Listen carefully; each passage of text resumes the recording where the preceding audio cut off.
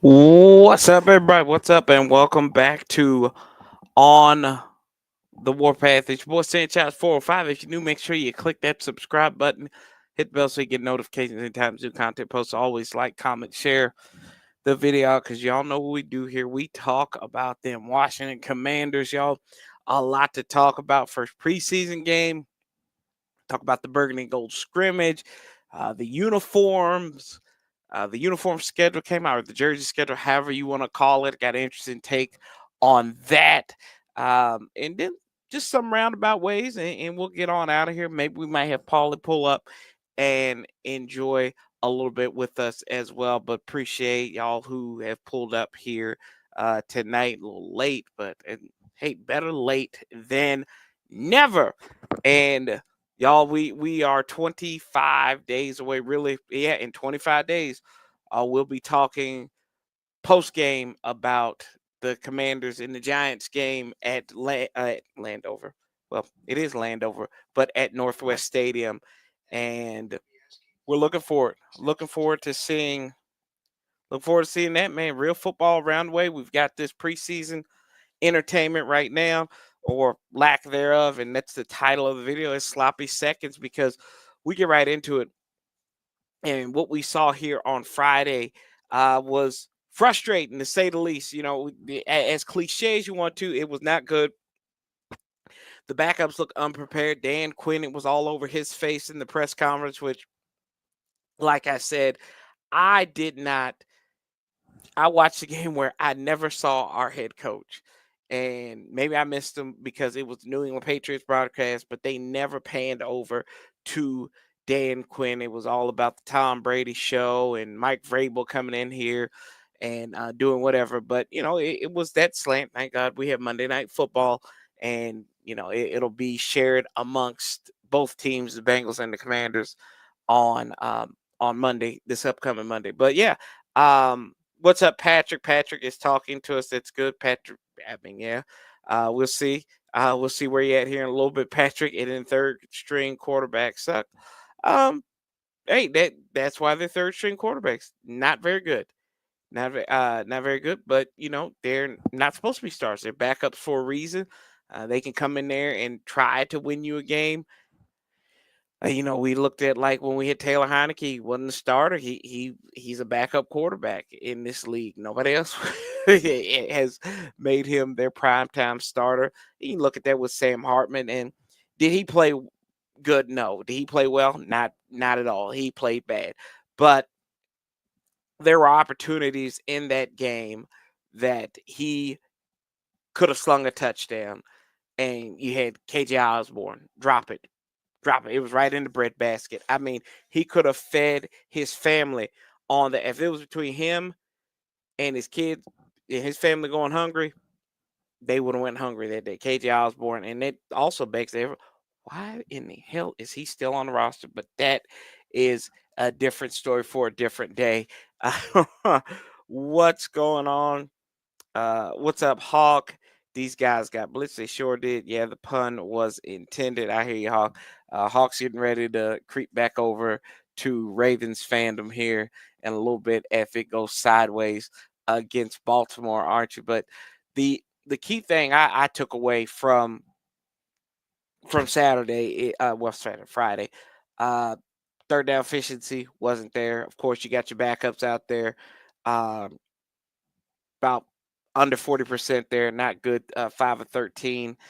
And the biggest thing, the penalties. We had the penalties. Where are the penalties here? I believe we had like 15 penalties, if I wasn't mistaken. Let me see. Where are they?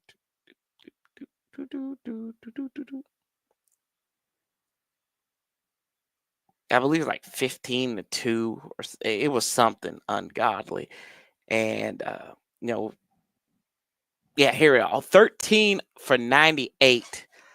Two, and the Patriots were 2 for 15. Not good. I mean, any level backups, and they just weren't disciplined. They weren't disciplined. Some of the turnovers, like I mean, even veterans you had out there who are, um, you got Michael Gallup coming back, right? He's supposed to be, one of these veteran guys out there. Luke McCaffrey went out there. He was hurt or sick. He wasn't hurt, but to me, it goes to show us that with Terry McLaurin, right, that he brings up the value of this wide receiver room and the importance of getting him new money. I commented that it's time to pay him, and some sort of said, well, he's already getting paid by the team, blah blah. I said, you know what I mean. You know that it's time to increase. Give him, give him market value. What's that number? Is that 20? They got to come up off of 25 now. If that's the starting point, let's get up. Let's go up about $3 million. Hey, we go up $3 million. You come down $3 million or so, and we meet somewhere in the middle, maybe 29, 28 and a half. But his number went up after this game, and these guys dropping these balls and not being ready, like Michael Gallup slipping on the turf up there, which caused Sam Hartman to throw an interception. Now, I know they were playing against a lot of starters, and they may feel that they got their work in with all our stuff. 30 of our guys didn't play, and I'm assuming all 30 of these cats will be on the roster come cut downs. I also, who was it? Was one of these wide receivers? Was it Chris Moore? That I'm like, why is he on here taking up a space at this time? Why? Let's see, hour. Let me go to our lads real quick and look at this for us for a second. There it is. Mm-mm-mm. But while I'm pulling that up, I believe Chris Moore, he's like 32 years old. Hey, I'm sorry, we don't need any 30 something um, wide receivers on this roster. We got one, needs to come back. He's on that pup list. But, we are encouraged that him and Adam Peters were talking. I know some folks had the lip reading skills, and they're trying to be like, oh, this is what they're saying, and we got to get better. We got to get deal done, yada, yada, yada. I told y'all, if it was me, I'd be like, look, do we need to order pizza? Do we need to order some Thai food or whatever? Let's get some Tang and some Rice Krispie squares, and let's get this solved. Let's get this solved. Let's have a summit. If you got to meet in Alaska, go ahead and do it. Let's get it done. And let's get to an agreement. And let's get out of here. And let's stop wasting it. Because, like I told y'all, I didn't really feel like it was a distraction. I said it has the potential to become a distraction, and now it's a distraction. And it's about to be a crap show here. And the next week, especially if we go out here and we got our starters against Cincinnati, and they're looking like the second and third teamers look. You got problems. We ain't talking about. We won't be talking about playoffs. If that's our goal this year, which it should be to get better than you were last year, and that means no minimum of an NFC championship game. That's your goal. And if you don't get to that this year, you fail. It's probably getting to a Super Bowl this year. Because you bust your window wide open. Let's see here. Yeah, I believe it was Chris Moore. Chris Moore, number 19. I mean, he looks older than I do. He's born in 93. 32 years old, he's been on 5 teams. It's time, bro, it's time for you to go and maybe coach somebody or something.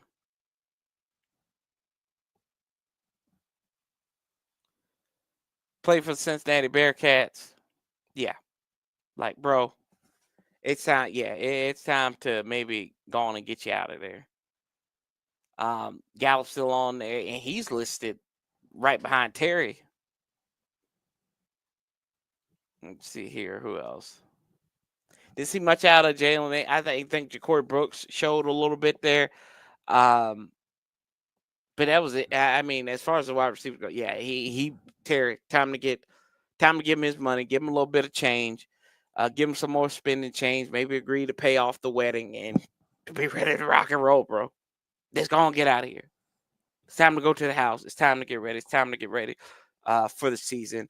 And you still have opportunities where you can be in condition, you can get conditioned, be in shape, and because New York's coming fast. Pause. What I also like, Connery, he had a good. Seems like Josh Connery, he had a good game. Working with those twos and everything, and that's the work you need to go. He's an athlete. The kid can ball. Good on him, man. Good on him. Just keep on building, getting better. I think the goal is going to get him to phase out Andrew Wiley. I think Al Wiley still be here, but we'll see. Ben Sinnott, he had a bad penalty that got washed out on special teams. That was another thing. Special teams did not look good. Special teams was piss poor. The fact of the matter that special teams continues to look rough, and that's a two-part thing. The kicking situation, my guy, has to get figured out. The way Matt Gay performed was unacceptable. We can't have this happening because this is an issue this is a fixable issue. Is to get a kicker out there and be consistent. How you do that is through competition. Let the lesser guy weed himself out. And it's the argument I continue to make. Why do you cut Zane Gonzalez? Why do you cut him? When you know this dude, I mean, he got you. And like I said, he didn't miss any he didn't miss any consequential kicks, although he missed them. He missed 3 last year. Missed 1 in Detroit towards the end of the game, but the game was already in hand. Also, those 2 against not Tampa, excuse me, but Tennessee. Game already in hand. Didn't have any bearings on the final score. So I'm sitting here trying to figure out why cut him if you bring in Matt Gay. Bring in Matt Gay, bring in Zane Gonzalez, let them work it out. Let them have a good time and figure it out from there. Like I said, and I understand like this year's prices are not last year's prices. I understand that. You got a chip on your shoulder. But yet and still, you have to figure this out. And it doesn't work. You start out with the Cade York experience, the Riley Patterson experience. What was it? Ramiz Ahmed last year in the preseason. Those 2, Riley Patterson and Ahmed, after you had Brandon McManus in the airline gate, the plane gate, whatever you want to call it, he was still, and did pretty well with Green Bay, but, ostracized in the court of public opinion. And then you went through, so basically you went through 6, 7 kickers, right? We had Joseph there too. Like, how many kickers did we have last year? Because Zane Gonzalez did get hurt. He had Austin Seibert until he got hurt. Then we had to bring in Zane. So, I mean, this situation has not been solved yet. And then you bring in Matt Gay, who was in Indianapolis, but struggled from 50 some yards or more, which the good kickers are clearing those. Let's see how Matt Gay has done from beyond, let's say 45 and above.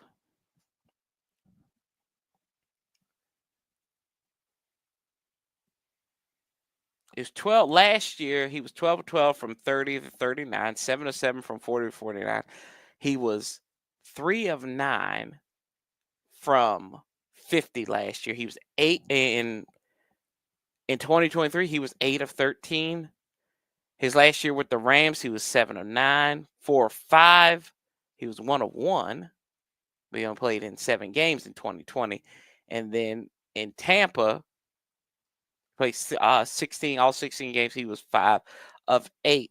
So for career, he's 28 of 45 from 50 plus yards. And we don't know what the conditions are, but right now, that brings you to a grand total of about 50%, about 62% there. 62%. It's not good. It was 100% with extra points. I mean, Austin Seibert missed an extra point. Cost us game getting tied with Dallas. He hasn't missed. He's about 206 of 214. He did miss some extra points. Good God, he missed 5 extra points with Tampa. Is that before they moved the line? I don't remember when they moved the line. So he missed 5 of those his rookie year. But since then, fairly consistent, no less than about 97%. He's had touchbacks. He's been a touchback machine. We didn't see that against New England, but gotta get better. So he was 31 of 37. His 6 misses came from 50 plus. You're gonna be in the elements. You're gonna be outside this year. I think we play 1 game indoors this year, 2 games indoors, Minnesota. But most of the time you're gonna be out in the elements. So Matt Gay, you got to figure this out. This will be his first time in the NFL kicking in a majority of his season in the mid-Atlantic cold area. You got to get better. Yeah, exactly, Hawk. We got to get better, bro. That is that's the goal. And we'll see. I appreciate Dan Quinn and the frustration that he exuded in his press conference. Wasn't good. He knew it wasn't good. So he said they were sloppy. They got to get better. And I like how they counteracted with it.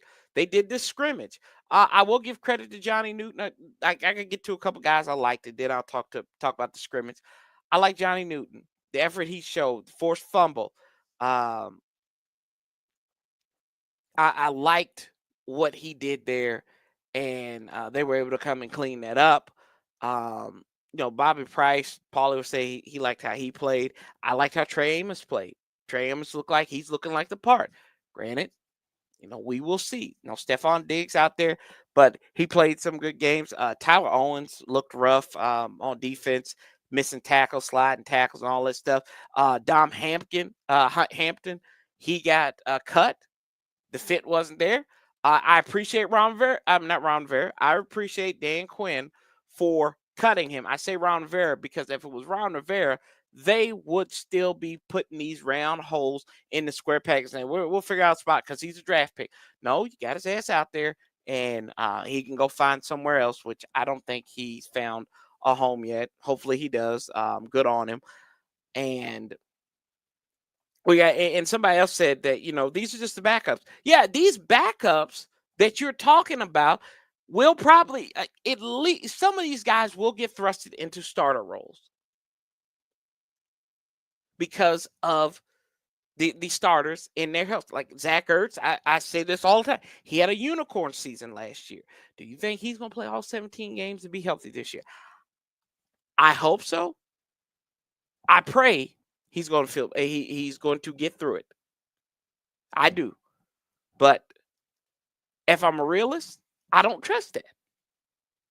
And I'm a realist, y'all. I'll be honest with you. I don't trust it. It's the same thing with Deebo Samuel. Like, if he gets down on himself, what if he goes after practice, doesn't have good practice, and he pulls a cord and goes and gets Charles Barkley and goes to Krispy Kreme and eats a dozen donuts, right? You're going to call him fat.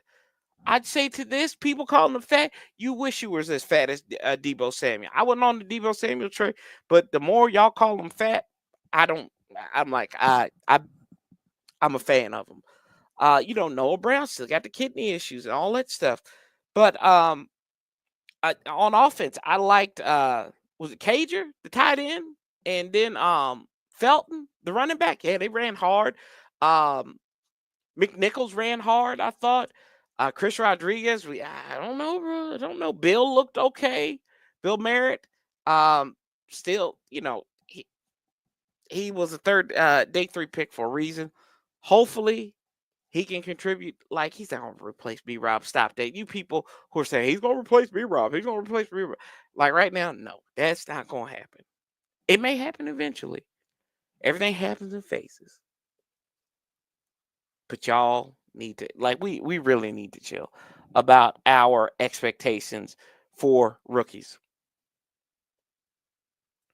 Like, not everybody gonna come in here is gonna be the second coming. You miss on them. The greats miss on them. Bill Belichick missed on probably every wide receiver that he drafted early. Chad Jackson, anybody? He was a second round pick for him. Terrible. Was it Nicole Harry? Terrible. Somehow they converted him into a tight end in Arizona or something, right? So, but yeah, how did we get to this point where the Commanders had to get better? They got a little bit of downtime to play on Monday night, so they had the burgundy and gold scrimmage, and the gold team won, which I thought was interesting.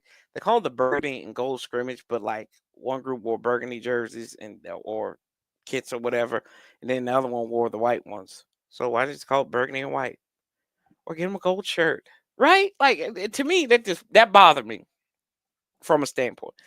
That bothered me, but that's neither here nor there. It's nitpicky. I get it. But they had some good things. Gold team dominates. Sam Hartman was the leading quarterback for them. They won 14-0. The gold defense gave Jaden Daniels fits, right? 3 sacks of the quarterback.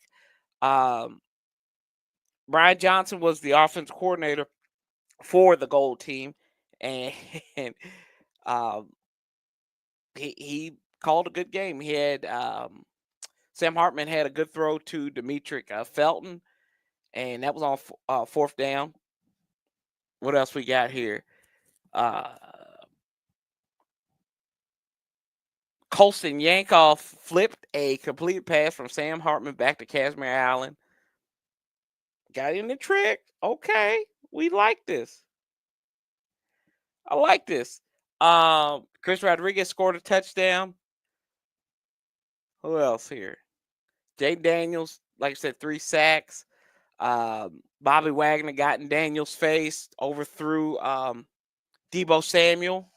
Von Miller got some pressure, caused Zach Ertz to drop a pass on 4th down. Mike Sammers still, Candy Waller, who's been on here, Seawall, she said that he lit up Luke McCaffrey, but she soon deleted that tweet. I don't know, maybe the team didn't like that, but whatever. Hey man, you gotta do what you gotta do. Sometimes, you keep on hitting each other. I was saying I almost titled this thing "Playing with Yourself," but I didn't want to get sued or anything or copy stricken. What's up, Ronald at Indian Lake? I like some of the recent signings. Duke Riley, yeah, Duke Riley came in here and he seemed like he's been turning some heads. Short preseason doesn't give enough time for proper evaluation. Yeah, and that you mentioned that. Thanks for the comment, Ronald. Appreciate you always comment on the post. Also the countdown post. Appreciate those because some of those players I overlook. But yeah, you're right. And I think for our guys in that short preseason, I told y'all this last year. When you look back at the Tampa game, our guys didn't play. They didn't give them time to really gel together, and they looked old. They looked slow. But then they started coming out with gangbusters towards they finally, it seemed like they hit that stride um, during that Cincinnati game, maybe a little bit later in that Giants game. And they started piecing together, and we got to see some nuggets of what the 2024 season was going to be. Let's see here. Duke is, yeah, Duke, it was your favorite. I hear that. What did Hawks say? Majority of the talent is the ones. However, you need some gems in the second string. Absolutely. Yeah. You've got to have back. I'll never forget when Aaron Rodgers and company. Y'all go look at the 2010 Green Bay Packers. Lost receivers, lost the starting tight end, lost Jermichael Finley in the game against Washington early in the season, and he was a pretty good tight end for him. James Starks, undrafted running back, became the primary back. I think Ryan Grant got hurt that year. If Ryan Grant was still, yeah, they had a lot of guys that go on that were on IR. So, and to that point, Hawk, you got to be ready. These cats have to be ready because what you had, like when Sam Cosmi went down in Detroit, everything could have folded on them once Cosmi went down because that happened early, but they had the depth to endure what was going on. It's perfect. It was perfect. Yeah, let's look at this Green Bay team 2010. And they won the Super Bowl. Is Aaron Rodgers, what, third year as a starter? 2010. Let's see here. Their 90th year. And where are these patches? Nick Barnett was on there. Nick Burnett was there. Morgan Burnett, Jermichael Finley, Ryan Grant on HR. So they had a lot of guys offensively that were hurt. Brady Papinga was a good good linebacker for him. Mark Tauscher was a starting right tackle. They had a lot of dudes that went out. Yeah, James Starks, who was a rookie, and he was their leading rusher that year, I'm pretty sure. Yeah, ran for 315 yards in the playoffs, only rushed for 101 yards in his rookie year. Only played 3 games. So, that to that point right there, boys, you got to be ready. You got to be ready, Hawk. Frost, what's up, my brother? How are you feeling? How you feeling, man? What did we talk about early in the week? I gotta figure out what we talked about because we made some good points. Yeah. Oh yeah. Benjamin St. Juice getting burnt toast and coffee time, and I'm telling y'all don't come at me with this mess. Like I hope he plays again. I hope he starts against us, in week 5 or week 4 whenever we play the Android Charges. I don't want to hear that because y'all know he's gonna look like the second coming of D'Angelo Hall up on Jay Cutler, and dude gonna have a pick 6, and he's gonna be like Carlos Rogers going to San Francisco and finding his hands. I'm telling you. Don't do that. Don't do that.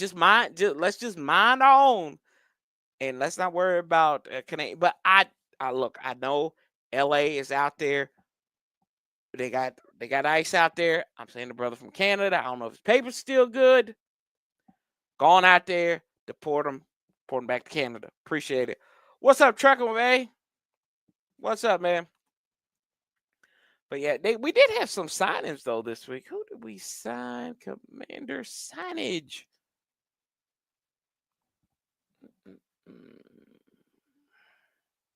Like Duke Riley, he's made a he's looking quick and everything, all that good stuff. Let's see. Boom, boom, boom. I had to know. I had them in my notes here.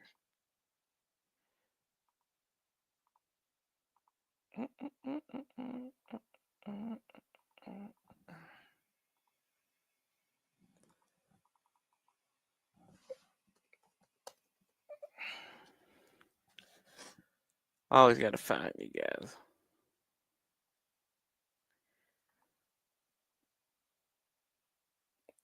Let's see. So we signed 3 players. and it was he sang Bessie, Duke Riley, and Antonio Hamilton Sr. in corresponding moves. Um, Villamani Fajoko Jr., Alan George, and Dominic Hampton, who we talked about, were cut. And then Lucas Niang, who tore his ACL in the game, and Kayvon Seymour were put on the IR list, the reserve/injured list. And Bassey, he's an undrafted free agent out of Wake Forest, played 45 games with 5 starts. He was signed by the Broncos, and he spent time with the Chargers, and he's recorded 60 tackles, 7 pass breakups, and an interception. Duke Riley was a 3rd-round pick by the Atlanta Falcons, so was with Dan Quinn. When he was the head coach, he's an LSU Tiger, played in 124 games, 36 starts there. And over his career, he had stints with Dolphins and Eagles. He has recorded over 280 tackles, 2 sacks, 6 pass breakups, 2 forced fumbles, and an interception. And then Hamilton Sr. spent last season with the Falcons. He's a 9-year veteran. Started his career undrafted with the Raiders. He has 179 tackles, 2 interceptions, 25 pass breakups, and he's appeared in 109 games, 18 starts with 5 different teams: the Giants, the Cardinals, and Kansas City. When did Hamilton win a Super Bowl with Kansas City? 32 years old. Hey, they're not helping. They're not helping the team age right there. He did not win a Super Bowl with Kansas City. Went to Strom Thurmond High School. Ooh, gosh. Woo, Strom Thurmond. Lord of mercy. And went to South Carolina State. Let's look at Duke Riley. And Duke Riley's name sounds familiar. With a name like Duke, you gotta be halfway decent, right? He's 31 years old. Played with Falcons for 2 years. Played with Philadelphia for 2, and he's been on the Dolphins the last couple of years. He played in 16 games in 2021, 3 starts, and he was on special teams and a rotational linebacker. And he signed multiple contracts with the Dolphins. Signed a 1-year deal with the Dolphins in 22. Played 17 games, 2 starts there. Had 45 tackles, a sack, and 2 pass defendants. And then he re-signed with them for a 2-year contract extension. And then we finally picked him up. So we got some veterans. Got some veterans in here. So got some old guys. They're not helping the team age in what folks are saying about this team being old, which I don't have a problem with us being old. It's experience, right? You got coaches all in the field, you got coaches off the field, and I think it's good. I think it's good because you got how even though Bobby Wagner's slower than my 94-year-old grandmother in game speed, right? But you have that knowledge. You can't replace that knowledge, and he can go help them process a little bit better, help these young guys. I just hope Jordan McGee can get out here and actually finally ball. And I'm tired of being said, oh, he's going to show up. He's going to say, hey, be healthy. Be healthy. I don't want him to win the Cole Turner Potential Award. Like, I'm tired of potential. It's like Jordan McGee could be on that list. Luke McCaffrey could be on that list. And I think these are good ball players. Don't get me wrong, but potential. It's like Jonathan Allen said, potential is a word you use for people who haven't done anything. And I'm paraphrasing that. But he said that. And I said, that has stuck with me ever since then. And I think it might have been that day he looked like a Medea villain. I don't know if anybody would have that picture, but it is what it is. Do we have that picture still? Let me see. Do we have that picture? No, we don't have that picture. He's in Minnesota now. Let's leave the brother alone. Let's not be petty with him. Let's see what else we got here on the docket. So we talked about Terry McLaurin. Dan Orlovsky was on First Take calling the team out, saying the franchise is a dumpster fire if we do not re-sign him. Dan would know a dumpster fire when he sees one, probably when he goes to the hairdresser and everything like that. But I mean, ESPN's always about, making the noise and all that good stuff. But he's got a point. You got to get him done. This is starting to become theater, and this, I like what Linnell said, and I don't really, I love Linnell, but I don't. Some of his takes are wild, but he was on Rio's channel, and him and Rio said it the best. That we always try to, in its duality in the world, right? We're always trying to find the bad guy in a situation. We're trying to make somebody a bad guy. Whether we find it, Terry, people are saying that he is that he's greedy, or Adam Peters is dragging his feet. I live in the world that I believe you have to hold everybody accountable. AP's not doing his job, Terry's not doing his job. But I believe that they're professionals and they will get it done. I just believe that. I haven't been worried about it all off season. We need to get to the point of now it's time to gut check. And if you want to have the same feeling that you had at the end of last year, it's like, wow, we can really do this, then he needs to be a part of this. And I also saying the same thing is that people say, look at the loyalty Terry has shown.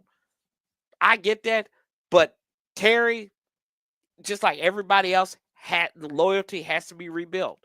The trust has to be rebuilt. These are whole different guys. Terry signed that contract in dysfunction with Ron Rivera. And now it's a new guard in town. I'm not saying that's right, which it's not right. If somebody's been loyal to your company, loyal to your brand, you need to get on with it. If he has the value there, it's like Paulie said, if you didn't think you could do it, trade him. But I can't really say anything. I'm a procrastinator. I wait till the last minute to do everything. My wife tells me to take out the trash. She's like, you sure I've taken it out now while the sun's out? I'm good. You know what? I'll just sit here and I'll wait.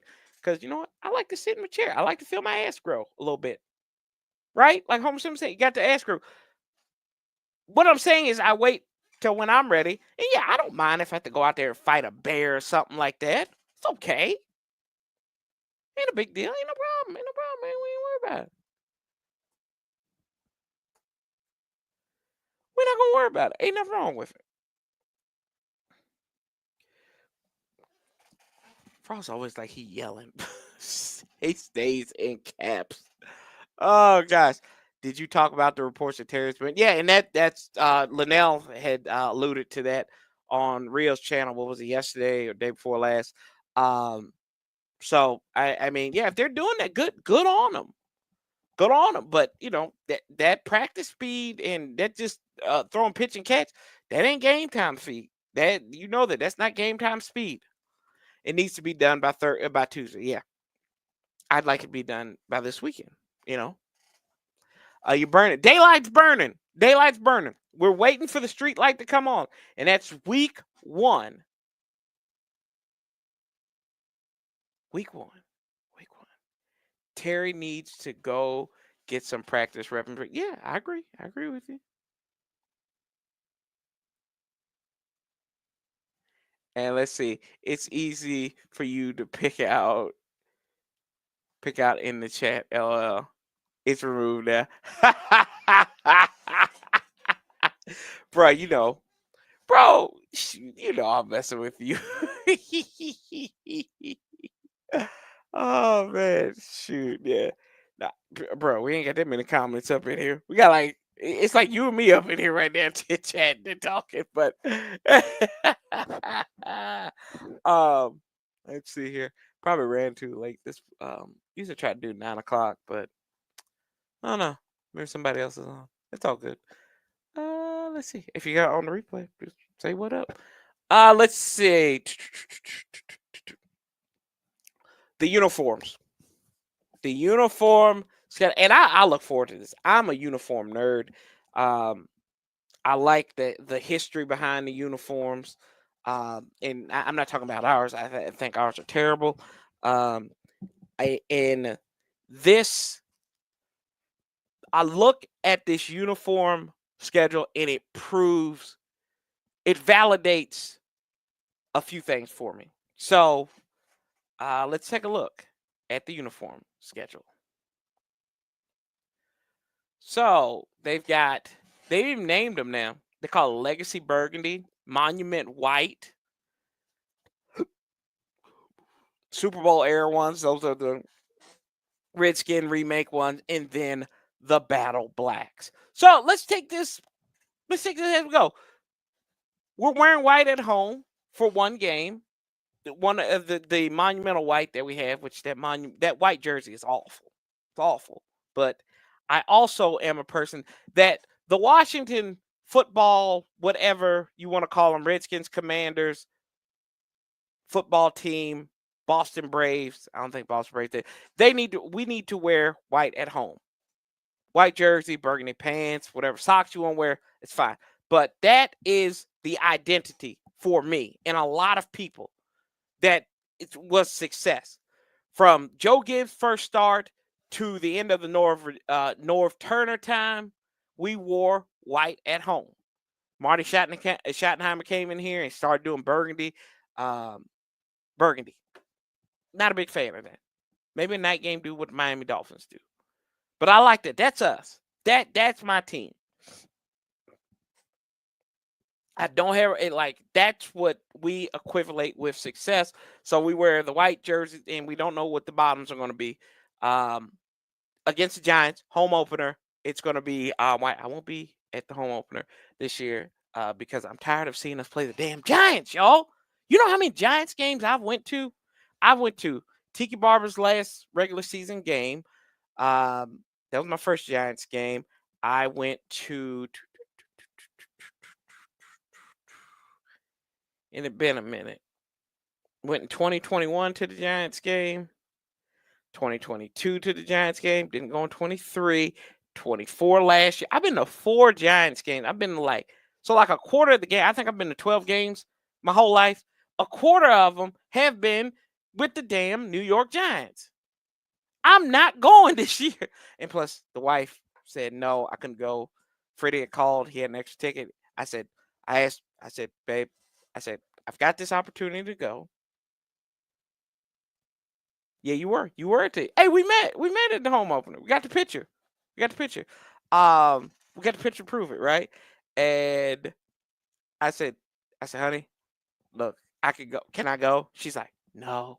She's like, she kind of looked because she didn't want to be the villain in this situation. I said, babe, look at me. Just look at me right now. I said, if you say no, I'm not gonna get mad. I'm not gonna get upset. Why wasn't I upset? Because it wasn't a game. It wasn't a game that I really want to go to. But no, I just said it's cool. Are you going to the last precinct? No, Hawk, I'm not wasting. Bro. No, that was the Panthers game, I believe. If so, I'm getting a picture with you. Nah, I ain't going preseason game. Look, I ain't wasting my time going to no preseason game, Hawk, which I think that's going to be that Ravens game going to be weird because I got to work that day too. I already told my boss we got a big event today. I said, look, I'll be up there after this preseason game. So I literally have to get dressed right after. I got to have my suit, tie, all ready to rock and roll after this game. So because we play at noon, thank God. Well, whenever game you going, I'm getting my picture. You got that, bro. You got that. No, you're not getting your picture with me. I'm getting my picture with you, brother. Remember that. That's how I got my picture with Frost. Yeah, I mean, you went. They adding seats to the stadium, it looks like, too. They're adding some more seats to Northwest Stadium, so they put it in there. Josh Harris is just printing out money. Printing out money. It's removed now. That's true. True. Bro, you can I missed the Capitol now. Hell is it doing? Yeah. It's a repeat. And then are you on the last preseason game? Oh man, I'll get my picture with you. Yeah. That's right. Yeah, they crack prices, man. Crack. Cocaine's hell drug. So anyway, Monument White is what they're calling them. The shitty black stripe on the side and a little burgundy that looks like purple. Don't like these jerseys. At home against the Giants, and then the rest of the way at the Falcons, at the Chargers, at the Chefs, uh, in Spain versus the Dolphins, Minnesota, at the Giants, at the Eagles.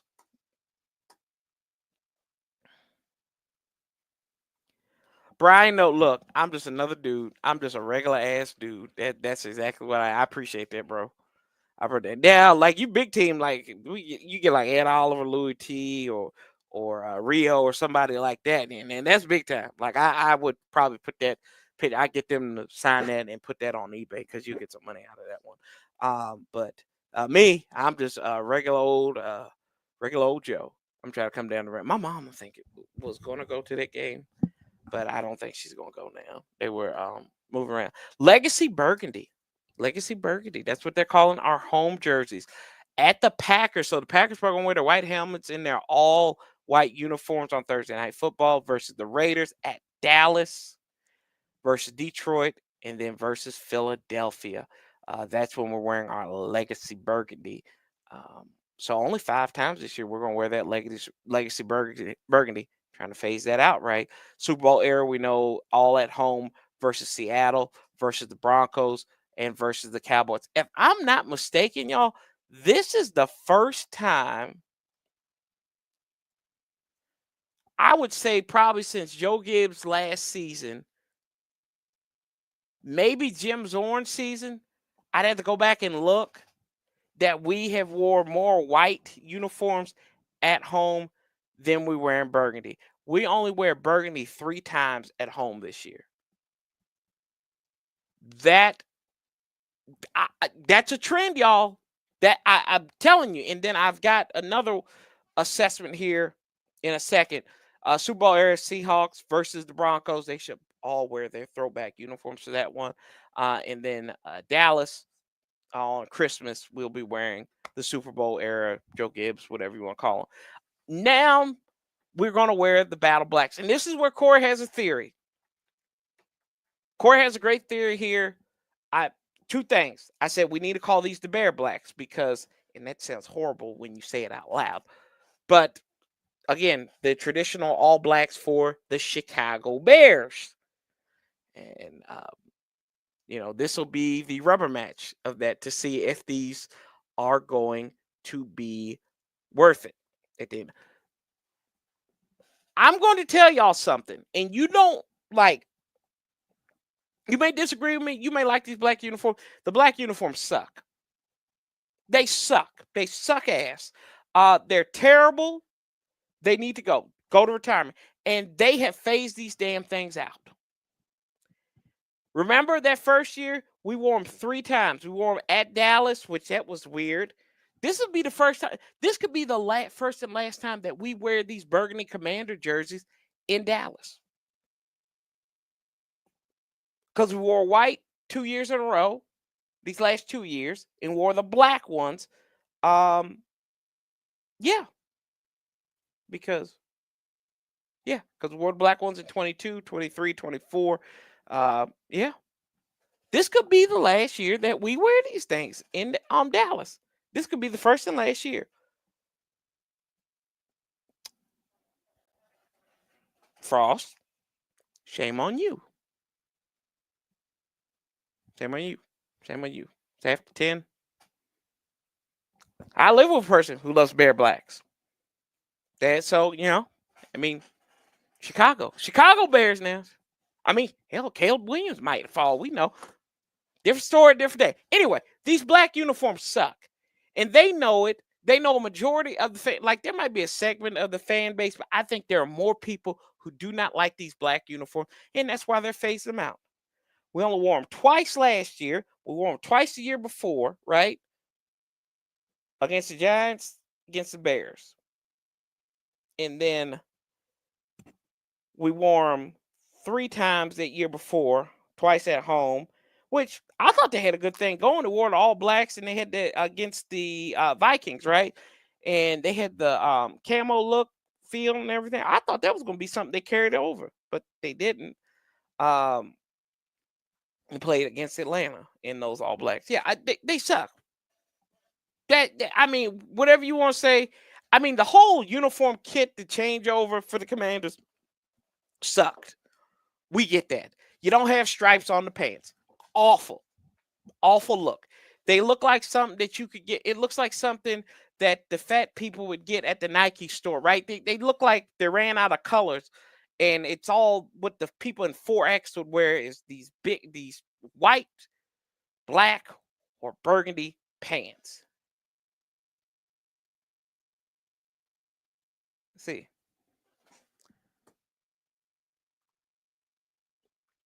It's just terrible. Like, and to me, I like black. I like that they, I like Dan Quinn wearing black. Ron Rivera made black too important when he was here. But I mean, I like black in certain regards. Like I like the hat. Look, this is the hat that they had to redo when we came to Washington football team. I like this hat. It's nice, right? It's a nice hat, black, which was in burgundy, because we're the burgundy and gold, not the burgundy black and gold. We're not. This is not our. This not. I get you want to progress into a new era, but sometimes you don't need to wreck to get better. Just make enhancements, right? Hell, I would like to see them gold jerseys if I'd like to see them black jerseys. But yeah, I think that they know that a lot of people in the fan base, a majority of the fan base probably doesn't like it. Look at the sales numbers for those black jerseys. I don't see a lot of black jerseys when I went to FedEx Field or Northwest Stadium, whatever you. And you know what? That's the way I see it, man. It's not, I don't think it's a good look. It's never been a good look. I'm not gonna lie, I got mine from Nike and I tried it on and it didn't feel right. I took it back. Weren't you in a black jersey I think, weren't you? Did you wear the black jersey that day? The gold jerseys, yeah, I thought they'd be nice. Like we got the one thing, that's like the one thing about us is that we have a unique color scheme, like that nobody in the NFL has. Nobody has it. Burgundy and gold. Like nobody really has that color burgundy. Like, Green Bay, yeah, they got their green and gold, but the Jets got green. There's a lot of places with green. The Chiefs red is more like orange. The Bucks red is more of a darker red. Who else has red in there? The 49ers, what they got, call it Garrett. They like different shades of. We've got a unique scheme. I love it. Black t-shirt I got you. And then I hope this year we get a battle of the Beltway Super Bowl. I just hope that one of the battle of the Beltway teams is in the Super Bowl. I don't give a damn if it's the Ravens. I do give it a damn if it's the Ravens. It needs to be us in there this year, and I hope and pray that we get there. Let's see. Did we cover everything that I wanted to cover? I believe so. Yes. Yes. Yes, we covered everything. We did. We did. Perfect. In under an hour. But y'all appreciate it. I'll be back here Monday night for the game against the Cincinnati Bengals. We'll be doing a live stream. And we'll be having we'll have some folks pull up and everything like that. I had text Paulie, said I sent him the link, and he did not respond. Did he? No, he did not. No, he didn't. Oh well. He's being curmudgeon, so it is what it is. Let's see here. But all right. Cover these. See, you show up late. You show up late. uncoachable, cantankerous. You don't follow protocol. What's wrong with you? What's wrong with you? You want to come up here now, smart ass? Cantankerous. Just you can't coach people like this. Uncoachable. Uncoachable. We tell him this all the time, and he don't listen. He doesn't listen. Man, why the?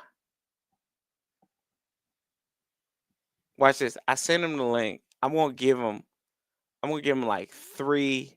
I give him 3 minutes, and then I'm gonna get out of here.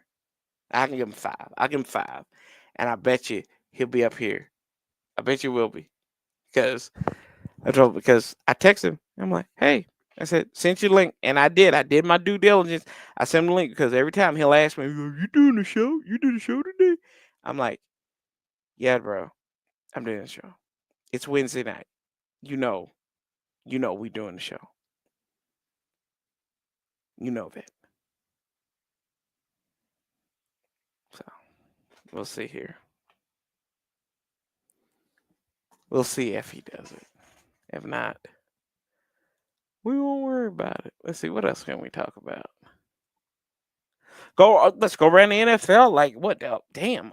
Master Jerry Jones found out he had cancer. Hate to hear that. But he was diagnosed with like stage 4 melanoma in 2010. Haven't seen the so hate to see that. Despise Jerry Jones, but you never want to see something like that happen to anybody. So you know, I guess he's in the clear now. Yeah, he said that he had like an experimental trial that saved his life. So good for Jera. Um, well, I haven't seen any of the Hard Knocks with the Buffalo Bills. It seems like it's like, I mean, I really haven't even seen any clips of it. Is that boring? Is that bad? Anybody seen? I have yet to see it. I don't think I'm gonna watch it. I thought about watching, but like I'm not seeing clips, anything funny. Um, I'm a Keon Coleman fan. I'd like to see what he's doing. It's boring, trash. Gotcha. Okay. Let's see.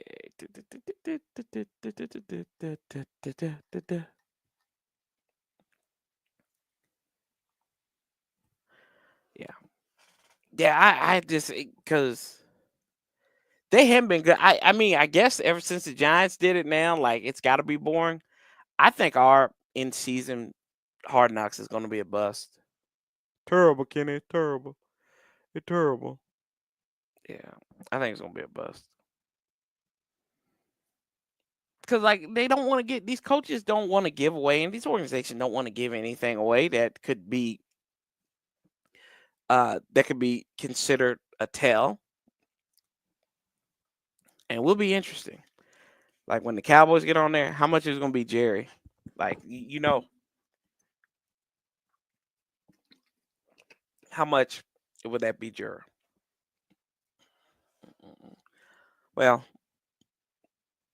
I get Paul enough time. He'll probably call me like in season might be there. I hope so. I hope so. And, you know, you said it might be dope. Michael Irvin, if he's in there, yeah, it'll be all about the dope. But nah, I appreciate y'all. Know we didn't have a strong night tonight, but I think all teams will be fine. I hope so, bro. I hope so.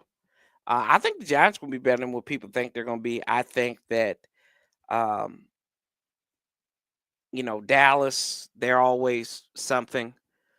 I always say about look, what did I say? Hell to the Uncoachable. hell to the W, baby. Damn coachable. I was doing a little recon for next week, man. A little recon for Doing a, next week. yeah, I'm doing a little recon. I'm gonna be on I'm gonna be on the people who wear the blue and white and all. I'm gonna be on one of these shows next week. So I was doing a little recon. You Uh-huh. know what I mean? Oh, We're Mike gonna Tag. crash that. Yeah, we're gonna crash that next week. Okay. You know what I mean? We're gonna crash that. Mm-mm. Hey man, you hold it down the fort. It's what you do. You Shoot. professional, man. Professional. You I don't know about cantankerous. being professional. You cantankerous. Cantankerous. Can we say this word here? Let's do. Cantankerous. No, look, see. Now we gotta educate your ass. Because we can do this now. Cantankerous. So, y'all, I'm gonna ask y'all a question for the 3 people that are in here. That's still that, right? Started out with 300. Right, exactly. Nah, we ain't starting no 300. Cantankerous is a word that describes someone who is bad-tempered, argumentative, and uncooperative. I mean, you got 2 options here. It's either this guy right here or that guy right there. Hey, listen. Let's give everybody the origin of the word. It's not neither Noah. It's Chris Russell. If you're familiar with 980, you're familiar with Chris Russell. That's who it is, man. That was his word. He said it. He gave a definition, and I told him he talked about himself. He's cantankerous. Jesus. Chris cantankerous. Here we go. Let's, because this then running up a close second is Corey. Corey cantankerous. Cantankerous on the warpath. Here we go. Cantankerous. Can y'all hear that? Cantankerous. Let's say it again. Cantankerous. Did you hear that? Cantankerous. Cantankerous. Cantankerous. Cantankerous. Tank. What the Wizards always do. Cantankerous. Cantankerous. There we go. Cantankerous. This is like last year when we were trying to figure out how to say Noah Igmanogany's name. I feel like I'm back in school. Cantankerous. You need to be educated. I am educated. Shout out Virginia State University. Granby High School. On them. Don't blame that on them. Middle School. James Monroe Elementary School. Shout out, Mr. Stalin. Cantankerous. Cantankerous. There we go. See? We got. I need spell check. Tell me spell it. Jamar Chase is about to test our cornerback's room. Well, he might. I hope he does. Who's about to test it? Jamar Chase. Jamar Chase. Yeah. Oh man, test it. No, he about to stress it. He ain't about to test nothing. He's about to stress it. Stress good test. Work though. Good work. That's good work though. You know what? I wouldn't even want to do that to Amos. Nah, put Amos on him. Yeah, put him on there. Put Amos on him. Let's get some work. Let him. I have no problem with that. I want you to help Trey Amos get on that island. Gilligan. Oh man. Hey man, I hope we do create Trey. We'll create Trey Amos Island. That'd be good. That'd be good. Keep it going. Shoot. Trey. What's on your mind? What's on your mind, Uncoachable? I mean, you know what, man? Actually, man, you know, there's only one thing on my mind right now. And that's getting 17 in the fold. You know, I'm pretty sure you done talked about that already. Oh yeah, we can talk to that. It's like everybody else did. It's like everybody else has talked about it. It's to the point where I like thinking about it, but I don't like talking about it because people be upsetting me, man. I mean, the one thing I hate hearing about this whole situation is acting like Terry's in Doug Williams' words, a piece of cattle. Oh, he need to play this year. He's under contract, and then next year we'll just tag him with the franchise tag, and he'll have to play next year too. Now, what part do people not understand? If we're in the same position, if we don't sign him now, and we're in the same position next year, he's not going to request the trade. He's going to demand the trade. Right. If we don't sign Terry to a deal, before the season or during the season, this is Terry's last season in the burgundy and gold. Well, yeah. And I said this year, the cranberry and gold. It's still burgundy. Y'all just Scrambling. colorblind. Y'all just colorblind. That's all it is. I told you about that. Anywho, I said that, and I think that I kind of said this to you before, and then Rio and your boy Lunel, they said it the other day. Um, my problem is that we live in duality too much. Like we're trying to make everybody a villain. There is, I feel like both sides should be held accountable. Adam Peters for dragging his feet, Terry and them for not getting it to for not getting this to going on, because we don't know at the end of the day. We just know what we hear. To me, it's two parties in there. It's three sides of the story. Their story, the truth, and living the actuality. And then we have to make an assessment on what we believe actuality is. Hey, let me ask you this. Okay, go ahead. Let Let me me ask you answer you this. this. Terry's a professional, right? Yeah, Everybody says Terry's a professional. that's true. Okay, he's holding out now. If he's holding out now, if they don't sign him through this training camp, do you think he's just gonna show up to play for week 1?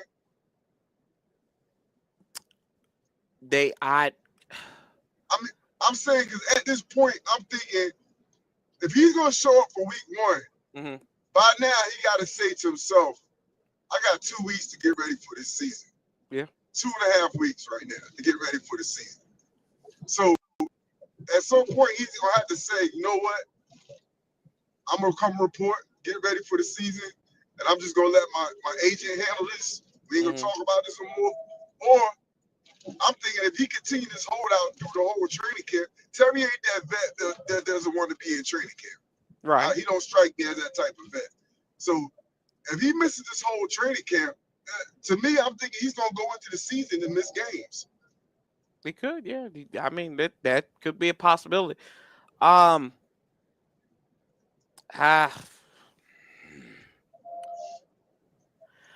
think I put it like this: give me a percentage on Terry missing week 1 right now. I'd set it at 25%, and that number goes up day by day. Okay. That number goes up day by day. I think that they are going to put, like, if he gets a deal done here within the next week or so, I think I think give him a good shot to start. Because my thing is, what you said is that he's not getting the physical, like getting in that conditioning shape, getting out there in that training camp feel, right? And he's going to need time to get, probably once the regular season comes, to get to that game speed, right? I say 2 weeks Mhm. because there's a difference between working out on your own and putting the equipment on. Yeah, putting no, the helmet on, absolutely. putting the shoulder pads on. I think your body got to go through a week of training and then have a week of recovery, and then I think you're ready to go. Yeah, and So for me, but it's I always also 2 weeks. right, but also I think too, like you say, it's that part, it's that classroom part, right? That working, and apparently him and Jaden are throwing together, and I know that means nothing when it comes to getting it right, getting on the field, but they're still working on the chemistry, trying to work on their time and all that stuff. No. That's big. I didn't know Right. that report came out today or something. Allegedly, your boy Linnell said that's what's been going on, that they throw in the practice bubble after everything's done. Okay, now if they doing that, I'm good. That's Okay. that's good. You know what I mean? Because hey, Jaden. I think they're gonna get something done soon, and because of that, like, to me, the first step was him getting back to Ashburn, right? So he's seeing these guys, he's there, right? He's just waiting to put everything on there together and get in there with that team, get with the entire team on the field. At what point do Jedi 5 go knock on Adam Peters' door like, "Come on, man, what we doing?" Or He don't do that at all. I think he's already done that. Think he's already done it? I think he already did that. Like when they had ESPN there, and he's like telling the crowd, Terry. I don't. I think I don't think he did that then. I think when he was doing that, I think that was a message through the media.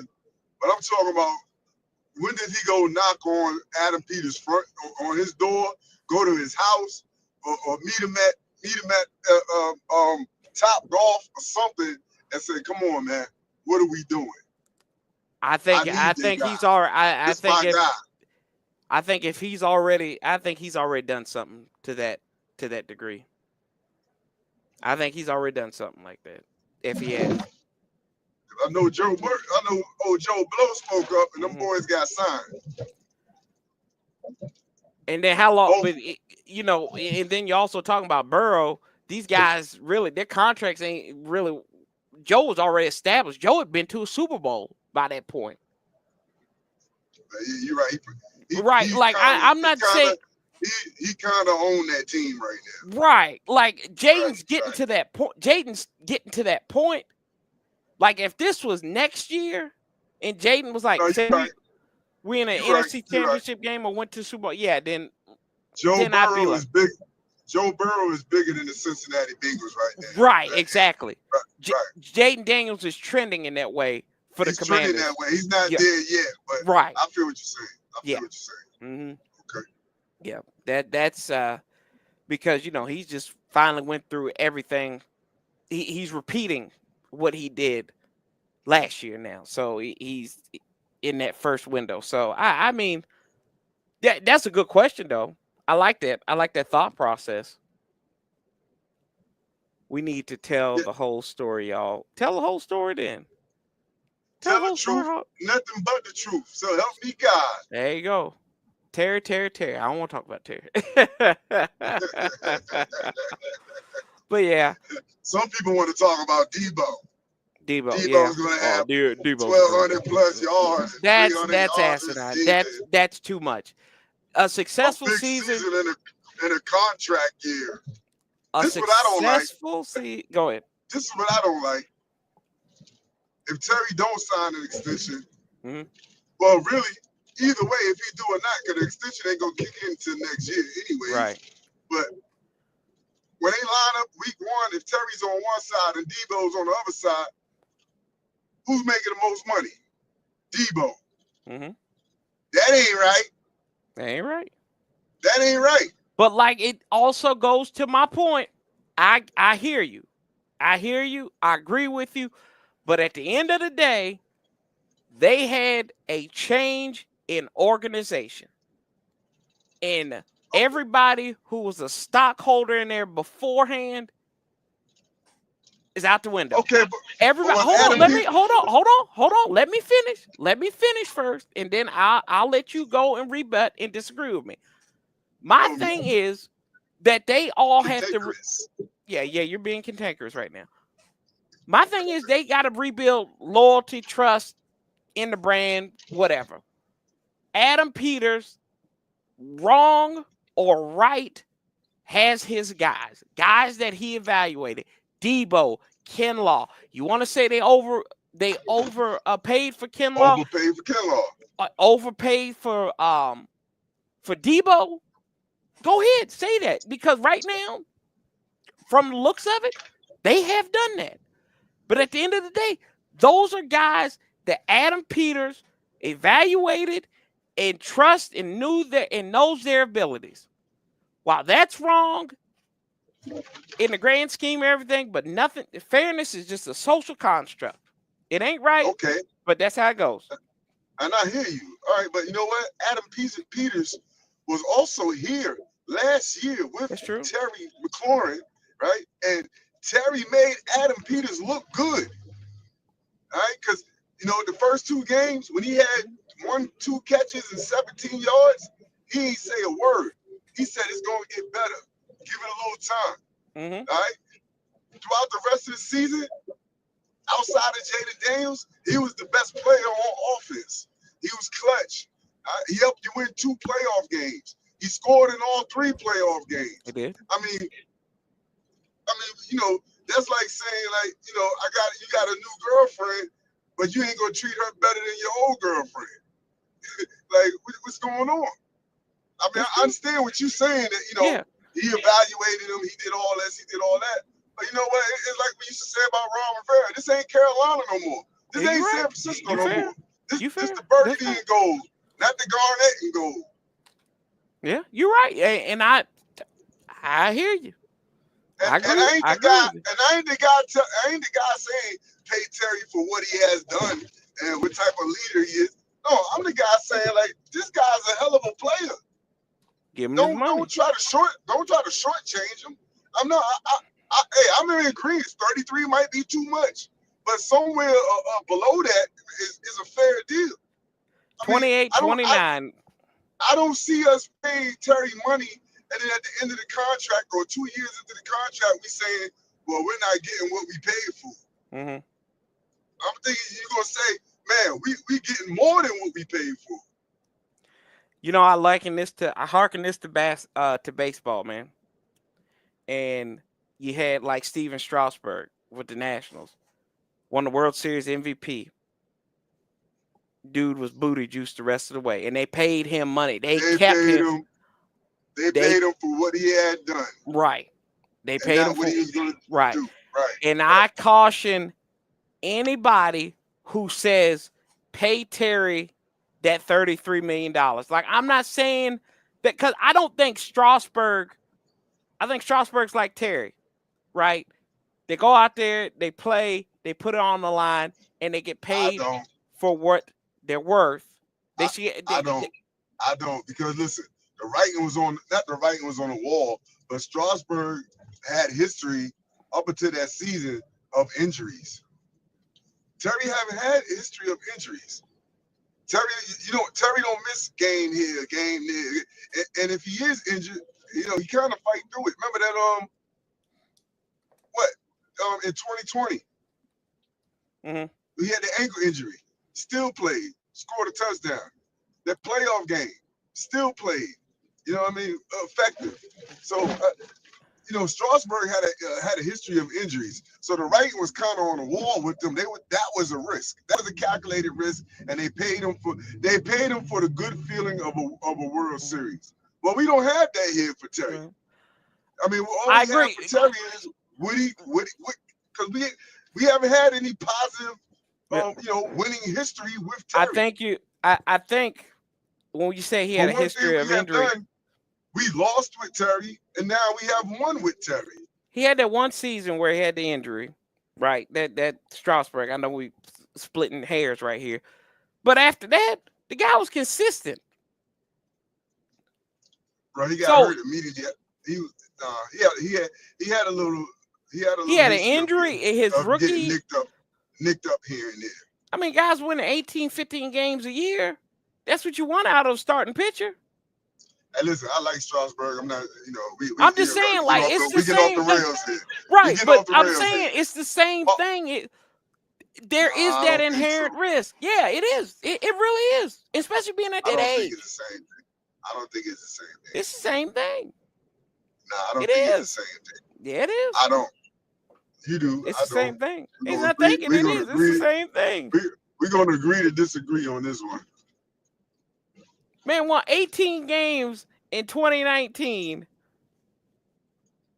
What did he win the year before that? How many started the year before that? How many started the year before that? Yeah, 22 starts.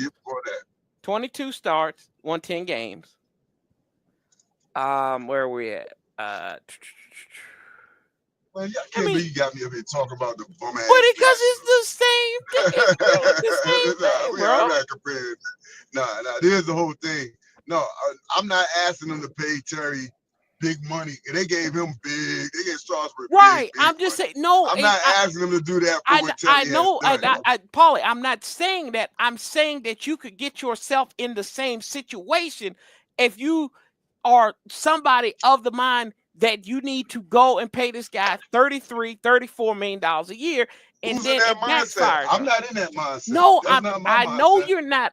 I'm not talking, Lord, uncoachable again. I'm just Stop being saying cantankerous. the people who say pay Terry, yeah, give him 33 million, give him 34 million. No, hold on. Time out.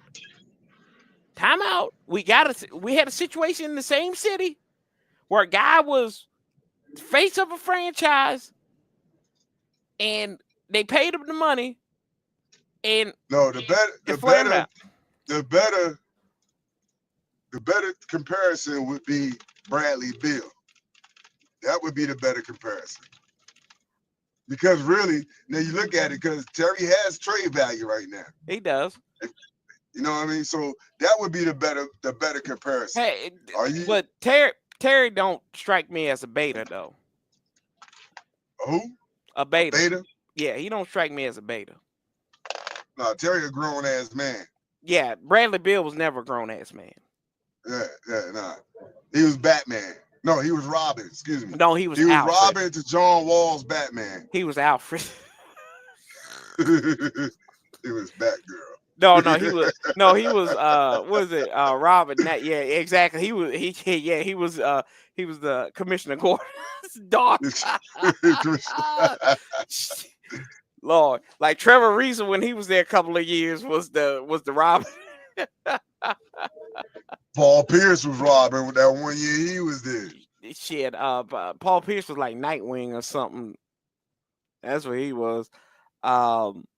He's like Wolverine on the X-Men. At some point, you have to move on, though. ESPN and other major media markets didn't speak on Washington until J.D. Town came to town. There's not many teams that will be Terry 33. Will give Terry 33 million. Yeah, absolutely. I don't think that's in age. That number. That's that ugly number that they always mention. That 30 and. It's not like a running back. You're not handing the ball off to him and taking these tackles and these hits all the time. You know what? Terry gets 10 targets. What is he average? 8, 9 catches out of let's say the average NFL offense runs 60 plays, right? If they run 60 plays a game, and Terry on average gets 7 catches? I just don't like all the comparison to other receivers, man. Yeah, he's a good receiver. He's 11%, 12. He made the all pro last year. You know, everybody want to yell about Frankie Louvu and Wagner being second team, but nobody wants to say, Terry was second team Pro Bowl, all pro last year too. He had the best season of his career, and it was because he finally had a quarterback to know how to get him the ball.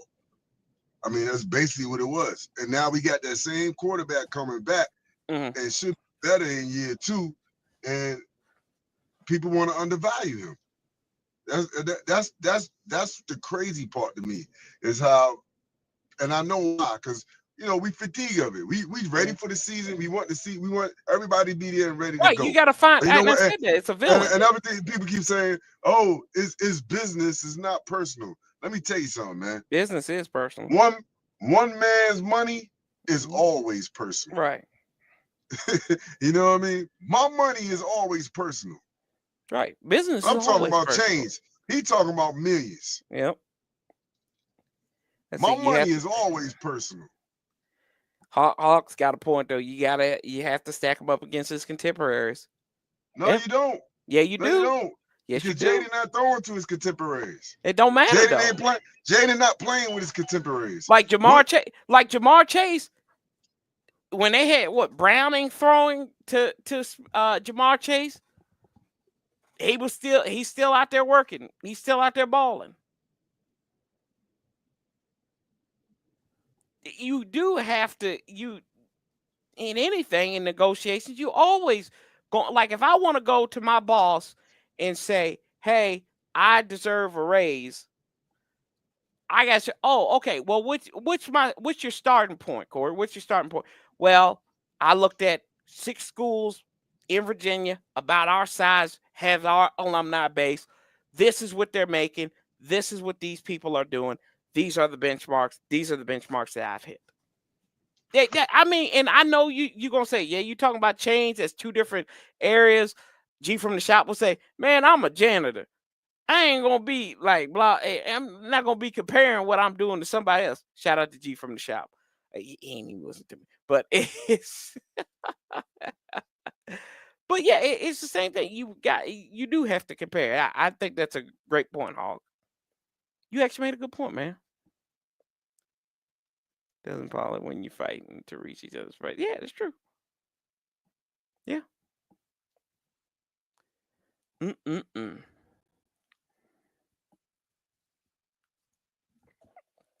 Paulie out here making deals,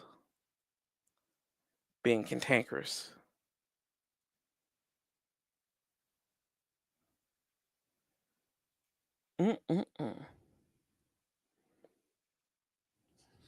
Sit here, Frost.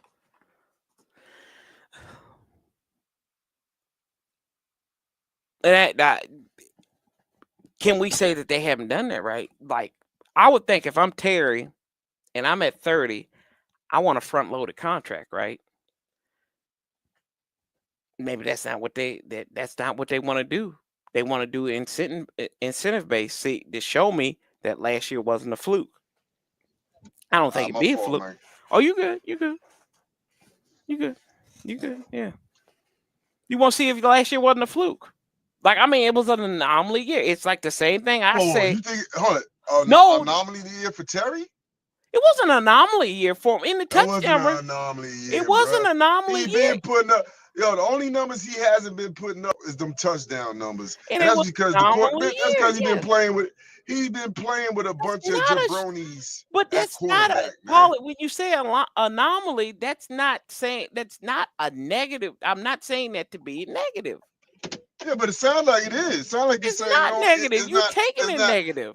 You sound like you're saying that it's a fluky type. It was a fluky season. This is what you sound like you're saying. I'm not saying it was a fluky season. You're being cantankerous. No, I'm not. You are. No, you are. That's your word, cantankerous. Sounds like you being cantankerous. No, sir. No, I'm just saying, Yeah. like these sound are like probably. it sound like you're saying it was a fluke. I did not say it was a fluke. I didn't say it was a fluke. I'm just saying that these are probably the conversations that are going on. Like, hey, prove to me that last year wasn't a fluke. I'm not saying it was a fluke. Not saying that. He had a record-setting season in the touchdown department. What you talking about, Willis? He had his best. I mean, it was his best success rate. Receiving success rate. That was his best that he had in his career. Listen, we know, and why was that? Why was that, Corey? He had somebody throw quarterback. He had somebody right? throwing the ball. Right. So 50 So was. can you imagine what his success rate would be this season? And I know, and here's the whole thing about it. Mm-hmm. Either way, either or, if they sign him to a deal or not, he's still gonna get paid what he's getting paid for this season. Yeah. So that's why I can understand what the organization is thinking. Like, well, we're not really signing him to a new deal for this season, right? What he's going to do this season. We're really signing him for what he's going to do at 26, right? At 27, at 28. That's what I'm saying. And he I wants that because I can't see it being no further than a 3-year deal. Right. And he wants that. He wants that front loaded. He wants that now. Show me the money now, not as we go along. And then I'm getting into year 32, 33. Give me my money. Give me it now. Front loaded. Have a front loaded up contract. Yeah, but look, they still gotta up that offer, man. They just can't, put their feet in cement and say we ain't coming up off 25. That's crazy. Like that's a slap in the face. Right. And we don't know if that's true though. We don't know if they haven't came up from that number. Because next year, if he signed for 25, next year that's gonna be a highway robbery. I'm gonna ask you this. I'm gonna ask you this right now. If they didn't come up off of that number, would he be in the facility? Yes. Terry would, yes. Terry would. I don't think so. That's why he's in there. I don't think he would be in the facility right now. If they hadn't came Wait, up hold off on. that hold on. 25 number. So what we talking about today? I'm just talking about in Or, general. I mean, the past couple of days, because what? It was 2 days ago or yesterday. He was out there with Adam Peters talking or whatever. Right? Yeah, that. Okay, so maybe Yesterday. within the past 2 to 3 days, maybe after that Chris Fowler report, maybe they did come up off the number a little bit. Maybe they went up to 26. I think they are 27. trending in. I think they are trending in the right direction. But look how long it's taking them to trend in the right direction, man. Man, when they need to pick up the pace in trending. Trends happen right away. Not necessarily. Quickly. Not necessarily. Not necessarily. Not necessarily. Trends don't happen. Let's see here.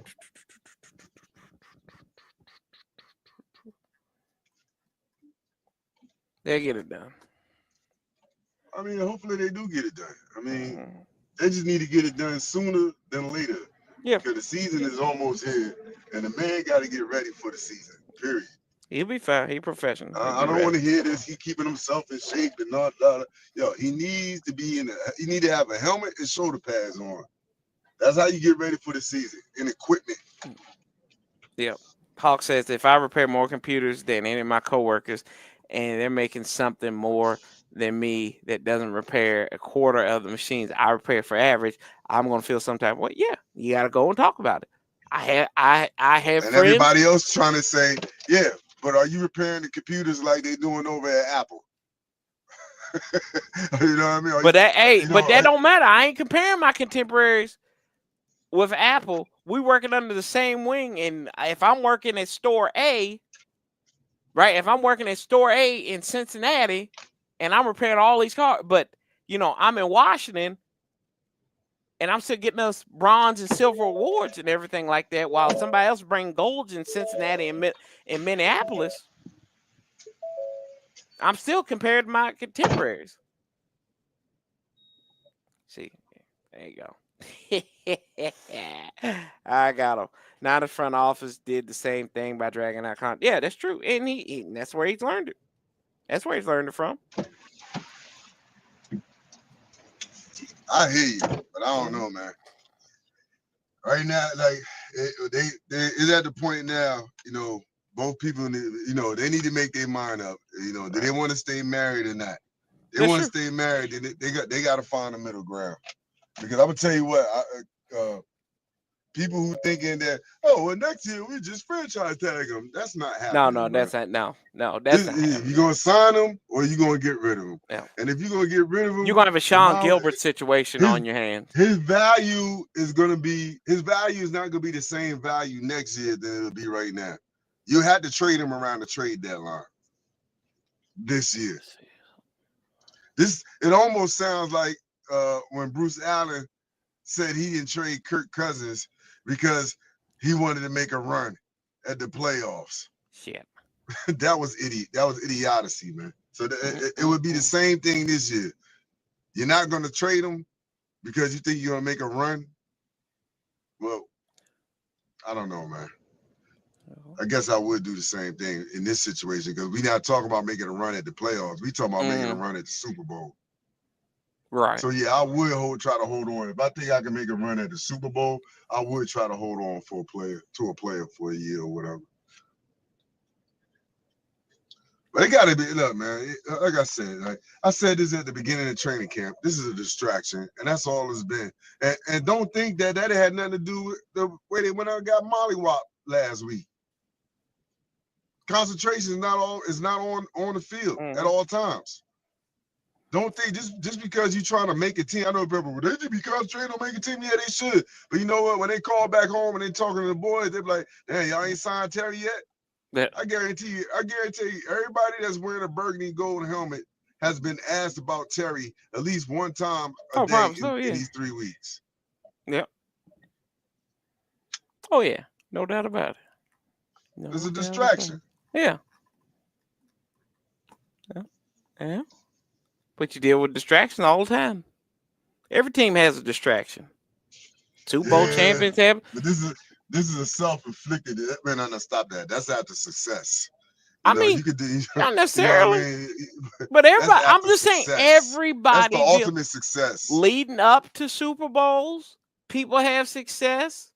I mean, have Look, all I know is the distraction. Eagles took care of their, the Eagles took care of They their did. players They did. They did. Well, that they could afford.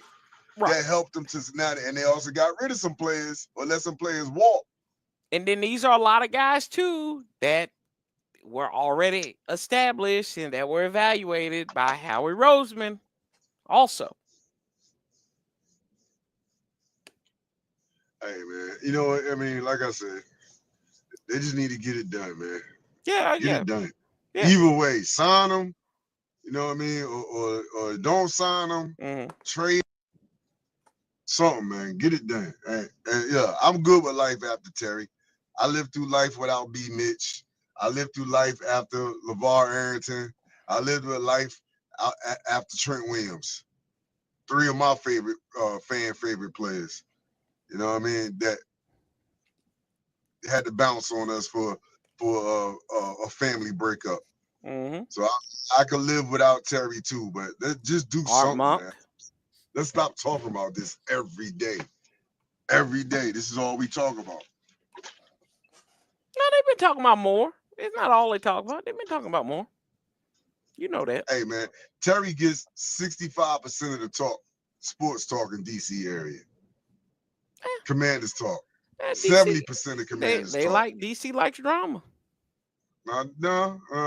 Yeah, DC do like drama. It's the capital of the United States of America. It ain't nothing but drama. They love drama. Like they have to manufacture drama now because it hasn't really been. You know what, man? If every day's a sunny day, then what's a sunny day? That's true. See, this is the way he does. This is the way he does when I'm right. He's like, I gotta throw in some Vampire in Brooklyn quotes. Yeah, appreciate that. Hey man, they're the best quotes out here. Shoot.